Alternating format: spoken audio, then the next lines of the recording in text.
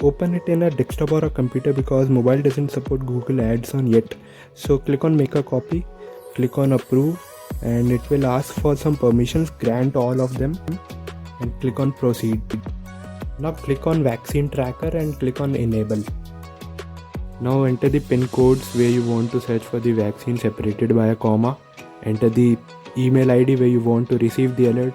Select the age group, preferred vaccine, and you can check for the availability every 4 hour, 1 hour as per your requirement, and click on create email alert. And the email will look like this, so you can see whenever the vaccine is available.